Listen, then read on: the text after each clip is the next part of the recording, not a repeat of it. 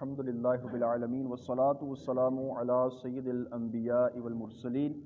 اما بعد فاعوذ باللہ من الشیطان الرجیم بسم اللہ الرحمن الرحیم الصلاة والسلام علیک یا رسول اللہ وعلی آلک واصحابک یا حبیب اللہ۔ آج انشاءاللہ ہم اللہ تبارک و تعالی جل جلالہ کے فضل و کرم سے سورہ اعراف کی آیت نمبر 35 سے لے کر 39 تک کا ترجمہ و تفسیر پڑھنے سننے کی سعادت حاصل کریں گے۔ اعوذ باللہ من الشیطان الرجیم بسم اللہ الرحمن الرحیم فلما کشفنا عنہم الرجز الی اجل ہم بالغوہ اذا ہم ینکثون فانتقمنا منهم فأغرقناهم في اليم بأنهم كذبوا بآياتنا وكانوا عنها غافلين وأورثنا القوم الذين كانوا يستضعفون مشارق الأرض ومغاربها التي باركنا فيها وتمت كلمة ربك الحسنى على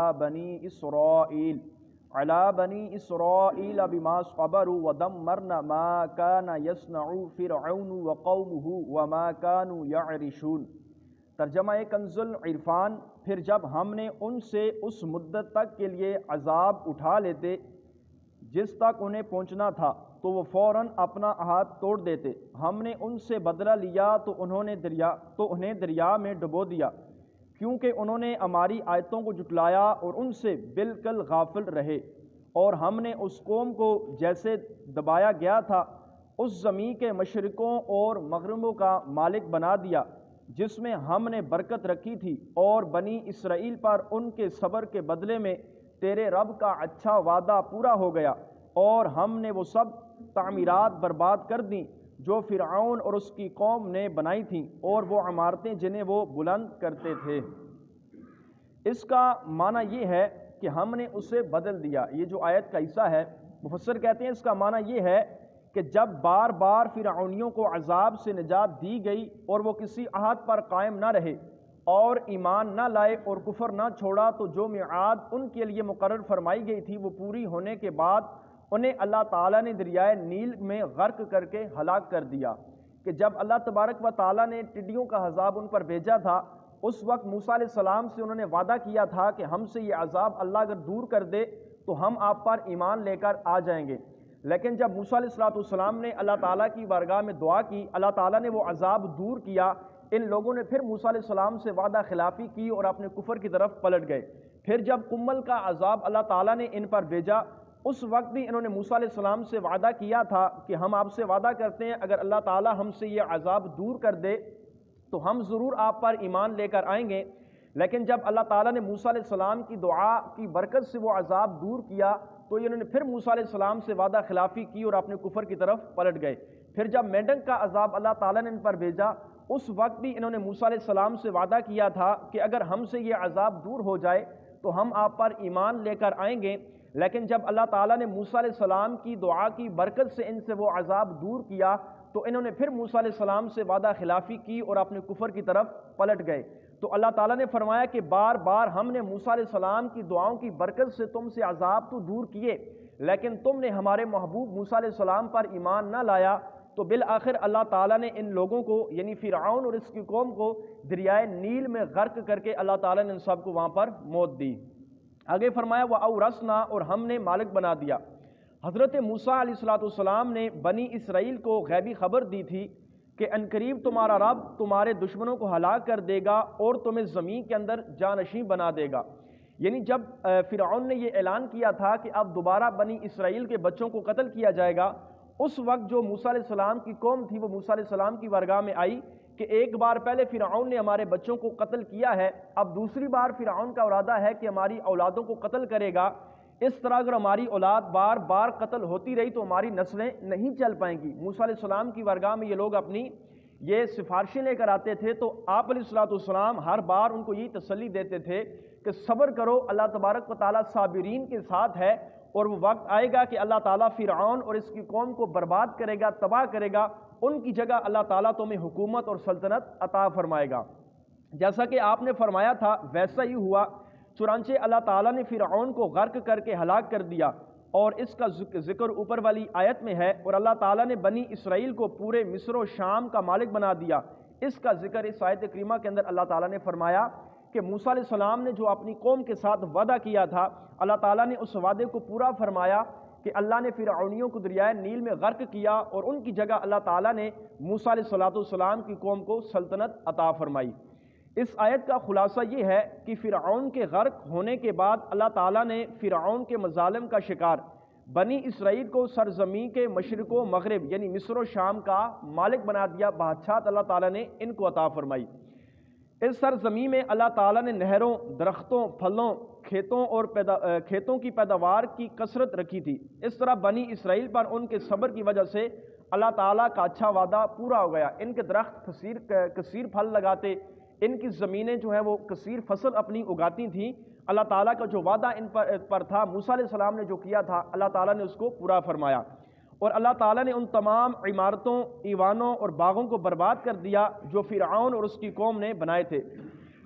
اس آیت میں صبر کی فضیلت بھی بیان کی گئی ہے کہ بنی اسرائیل کو ان کے صبر کی وجہ سے عزت، غلہ، خوشحالی اور حکمرانی نصیب ہوئی۔ تو ہمیں بھی چاہیے کہ جب ہم پر بھی کوئی مصیبت آ جائے، کوئی پریشانی آ جائے، بے روزگاری آ جائے، تو ہمیں بھی صبر کرنا چاہیے، اللہ تبارک و تعالی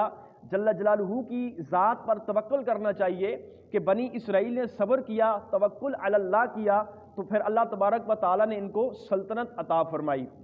آگے فرمایا وَجَاوَزْنَا بِبَنِي إِسْرَائِيلَ الْبَحْرَ فَأَتَوْا عَلَىٰ قَوْمٍ يَعْكُفُونَ عَلَىٰ أَصْنَامٍ لَهُمْ قَالُوا يَا مُوسَى اجْعَل لَّنَا إِلَٰهًا كَمَا لَهُمْ آلِهَةٌ قَالَ إِنَّكُمْ قَوْمٌ تَجْهَلُونَ إِنَّ هَٰؤُلَاءِ مُتَبَّرٌ مَّا هُمْ فِيهِ وَبَاطِلٌ مَّا كَانُوا يَعْمَلُونَ۔ ترجمہ کنز العرفان۔ اور بنی اسرائیل کو دریا سے پار کر دیا تو ان کا گزر ایک ایسی قوم کے پاس سے ہوا جو اپنے بتوں کے آگے جم کر بیٹھے ہوئے تھے، اور بنی اسرائیل نے کہا اے موسیٰ ہمارے لیے بھی ایسا ہی ایک معبود بنا دے جیسے ان کے لیے کئی معبود ہیں۔ موسیٰ نے فرمایا تم یقیناً جاہل لوگ ہو، بے شک یہ لوگ جس کام میں پڑے ہوئے ہیں وہ سب برباد ہونے والا ہے، اور جو کچھ کر رہے ہیں وہ سب کچھ باطل ہے۔ اس آیت سے اللہ تعالیٰ نے بنی اسرائیل سے نعمت کی جو ناشکری ہوئی اور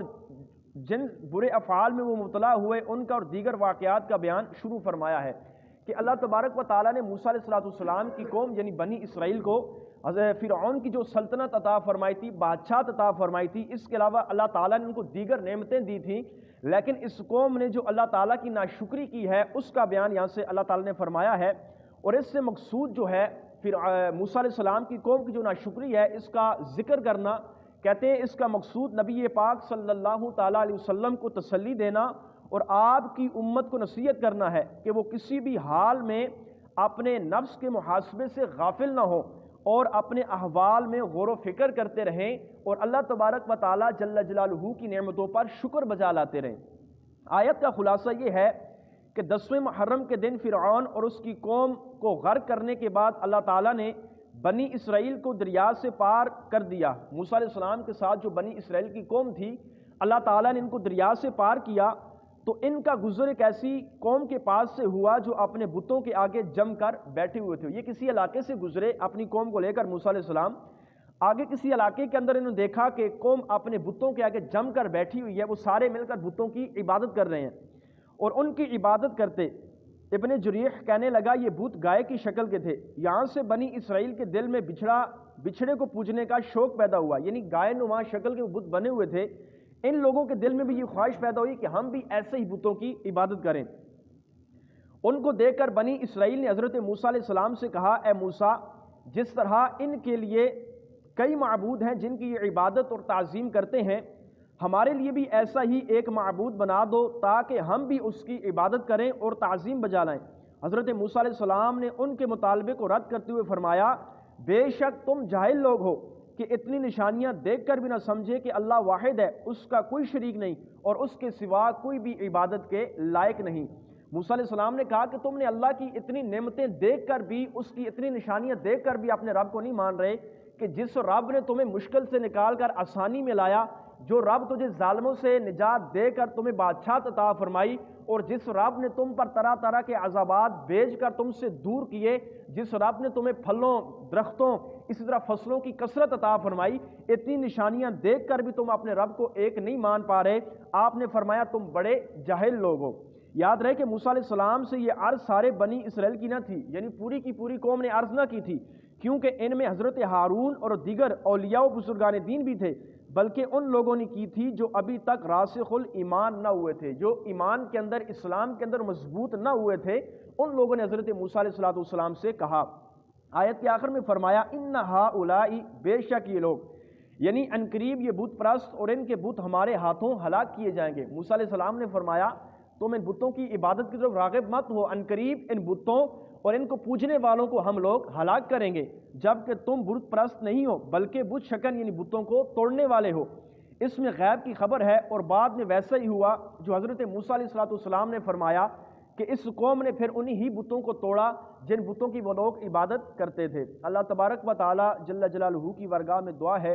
اللہ تعالی ہم سب کے ایمان کو سلامت فرمائے، اللہ تعالی ہم سب کو قرآن کریم فرقان مجید کے احکامات پر عمل کرنے کی، دوسروں تک پہنچانے کی توفیق عطا فرمائے، آمین بجاہ النبی الامین صلی اللہ تعالی علیہ وسلم۔